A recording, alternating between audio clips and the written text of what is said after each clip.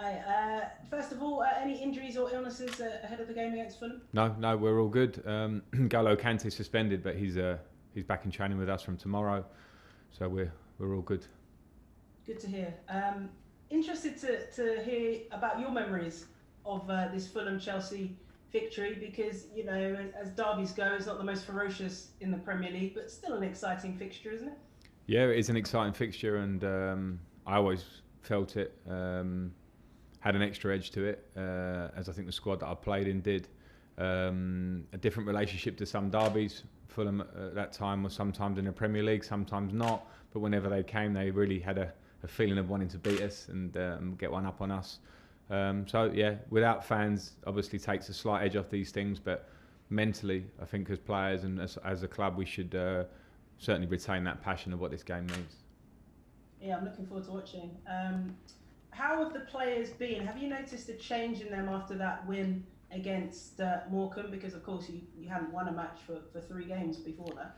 Yeah, I think they've been focused since Manchester City. I think Morecambe came in the middle of that. It was a game that we were expected to win and had to win on paper, and we did it comfortably. But more my concern has been training and an atmosphere around that, because when you've had a few games where you don't win, it's clear that the players need to stay positive, and that starts from the staff. So I've seen good reactions in those terms. The players have worked hard. We've had 2 pretty long weeks, which is the first time this season we've had a chance to work in training on bigger elements of our game. So that's been one positive out of the last 2 weeks, and now the players need to show that.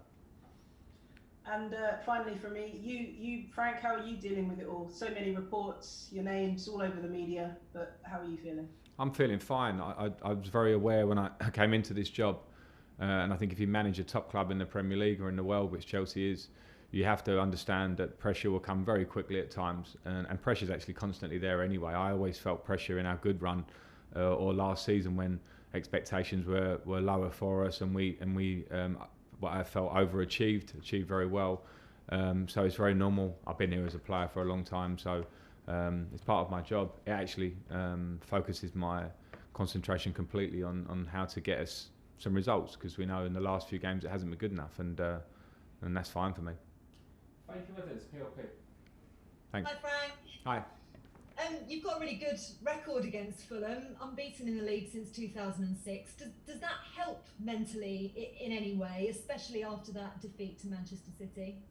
No, and I hope that's not pessimistic. It's not. It's just a reality of football. Fulham are playing well. Fulham played very well last night against Tottenham, a game that they probably felt like they maybe could have won, but they played very well in the game, and that's been their recent form. So I think previous history before that goes away.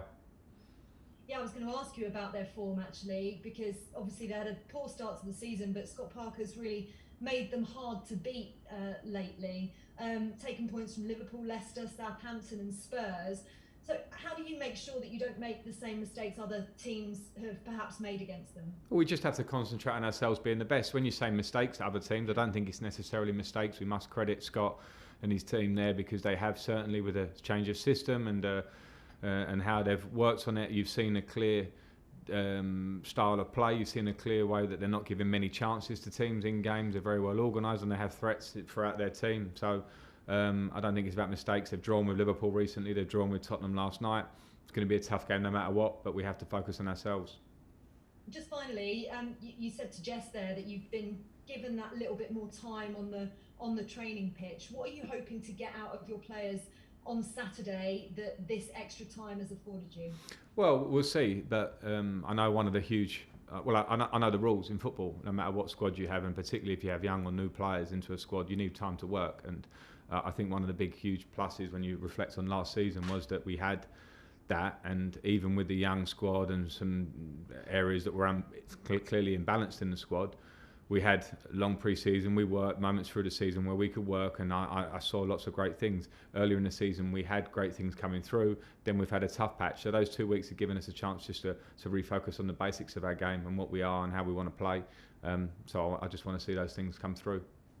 Great. Good luck on Saturday. Thank you very much. Moose. Hi Frank, how are you? Hi, Moose. Good, thanks. Good. Can I start by asking you, apparently there's going to be urgent meetings taking place between the Premier League captains and managers at some point today and tomorrow to discuss the COVID protocols and concerns around non-compliance. we all read about, which may trigger or may not trigger the government interference and maybe stopping football. Can I get your word on that and what players and managers need to do now to double down on these protocols? Well, we need to do our best, as we should have done all along. The protocols are in place. They've been hardened recently, and I understand why, because of the surge of COVID in the public, which football remains part of. So I think there are meetings going on. There are areas in our workplace which compliance is, not say easy, but social distance is top of the list. All the basics are top of the list. But when you're actively playing football on the pitch and there's a lot of instinct involved, then it's not always as easy to draw a clear line on pitch and in training. So that's where we are. We'll try and do the best that we are told to keep to minimise the threat or the danger that we know this virus holds. Would you and are you actively telling your players not to go and celebrate after goals, not to high-five players they would know on the other team at the end of games? Yeah, and we've been told that. And you're right, there are meetings that are planned for today and tomorrow to probably reinforce that, I guess, from the Premier League, and not reinforce that to the players. But football has and always will be a game of instinct. And if we want to take the instinct out of the game, I think it's not that simple. So I think the players are good lads. They don't want to do the wrong thing. They're being asked to do their job through this very tough time, and they're doing it. And that's the way it is, and I understand that. But when they're on the pitch and if they score a goal, we'll try and adapt slightly as well as we can. Ideally, in a perfect world, we'll all walk back to the halfway line and just start again.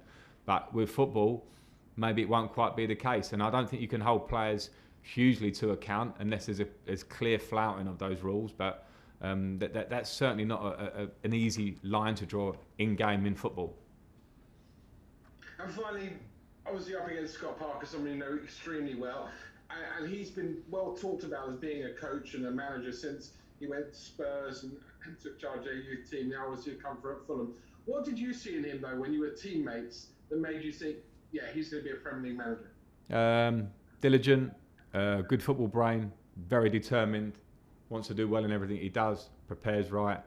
Everything as a player made me think that Scott could go on to coaching and management. It's always, the only doubt is always, do they want to? And he showed his idea, his hand very quickly when he got into his coaching badges and started his pathway with youth teams, etc. And I think he's done fantastically well and is doing fantastically well and will continue to do so.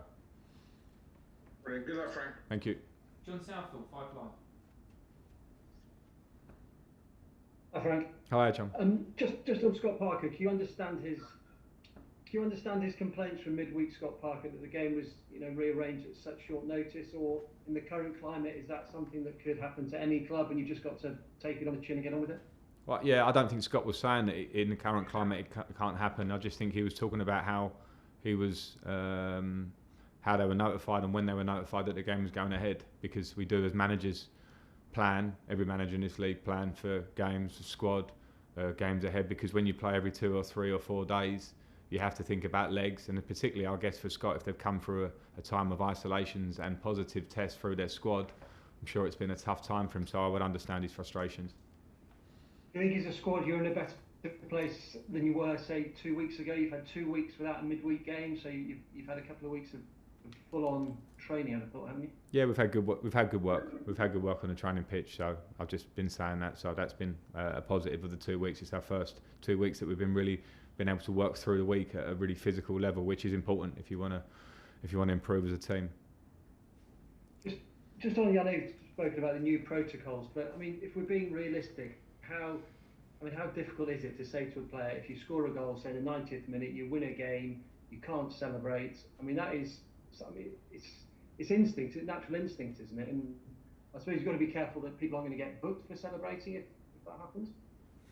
Yeah, I mean, I think if people can get booked, which means they could probably get sent off if it was a second yellow card, I think it's going to be very difficult to police with keeping the energy and the excitement that football brings. I think that's pretty clear. The players will try and let's see how it works. The players have been asked now to maybe not show natural instinct in a game. Let's see how it works. ITV News. Yes, hello, it's Juliet Bremner here from ITV News. Can I just ask you, Frank, you said that it's instinct to celebrate after you scored a goal, but many people might think this is arrogant because so many of us are having to do things that we wouldn't normally do.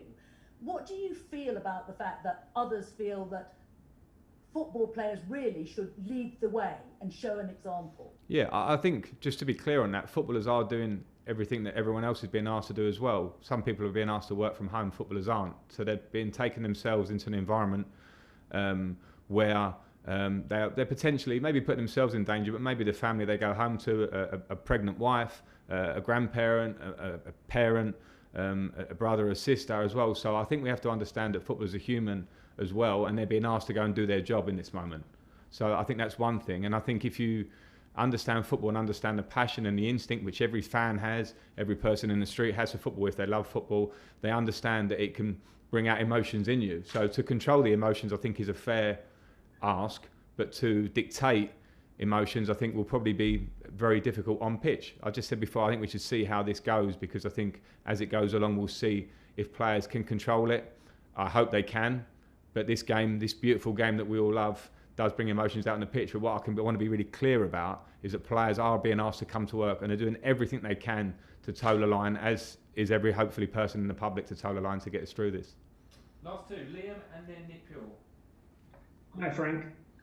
Hi, Liam. I wanted to ask you about Timo Werner.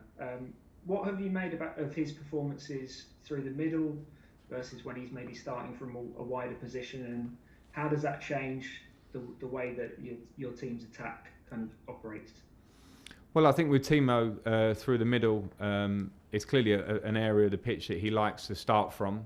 I think in Leipzig and for Germany, he's played centrally. He's played on the left. He's played as a lone striker. He's played one of two strikers. So I see that there's definitely room for his manoeuvre in terms of how you can use Timo. I think when he plays centrally, we are, and I think and I certainly do as a manager, pride ourselves on being a good, hard-working team off the ball, which means sometimes a lot of high pressure.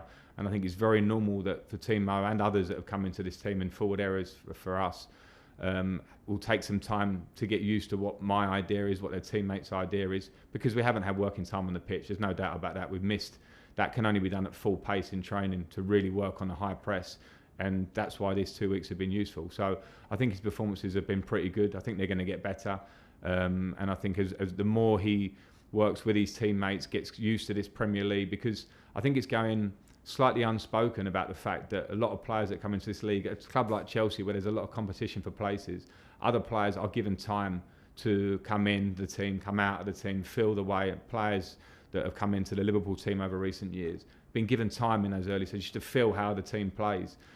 Clearly with Timo, we didn't have that opportunity because of some injuries in certain positions in our team, because we brought Timo and others to make an impact in our first team straight away. So everybody has to be patient with the idea that we will get the maximum, we will maximise Timo's talents in this team. And that's a two-way street of his work and our work as a group. And it will happen, but of course it can take time. Last question in this section, Nick Pure. Hi Frank, I know you said obviously Kerr could potentially go out on loan. Does he have a long-term future at the club, and is Kurt Zuma a good example for him to follow on that, of someone who's gone out on a couple of loans and perhaps been rewarded for his patience and hard work? Yeah, he absolutely has a long-term future at this club. We'll see if and when he goes on loan, but from the moment I've got close to Fikayo was when I took him to Derby with me, and he was Player of the Year at Derby and one of the best players in the Championship that year in my opinion, and came back and played 20 plus games for us at a very young age last year and got in the England squad. There's an absolute long plan for Fikayo in my head about his career here, and if it's to go and play games, it will be to absolutely enhance his personal development, hopefully help whatever team he goes to, because that will come hand in hand and come back to us a better player.